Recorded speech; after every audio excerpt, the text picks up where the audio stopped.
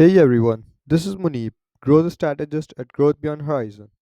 Today we are talking about something every Amazon seller needs to understand: IP complaints and brand restrictions.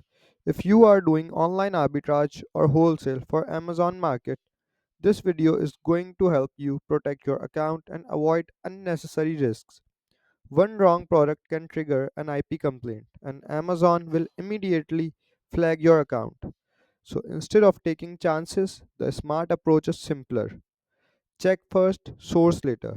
Whenever you open an ASIN, always go to add a product and check your eligibility. If it shows not approved, apply to sell, or any kind of warning, just move on. Then look at Keepa charts, check buy box stability and number of sellers. If only one seller holds the buy box for months, or if the seller count stays extremely low, that usually means high IP risk.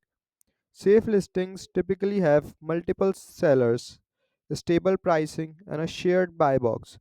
Tools like Seller Amp, IP Alert, and Seller Assistant app are also great for spotting high risk brands and should be part of your workflow. For 2025, the golden rules are simple. Don't buy from Amazon warehouse deals. Avoid brands known for strict IP enforcement. Always source from trusted retailers. Keep clean invoices and never buy a product just because the profit looks good. Always check the brand history first. If you ever receive an IP complaint, don't panic. Remove the listing, open a case with Amazon, and submit a clean invoice. But don't relist the product even if the issue gets cleared. Your account health always comes first. Remember, IP safe sourcing isn't about finding the highest profit, it's about building a long term scalable business.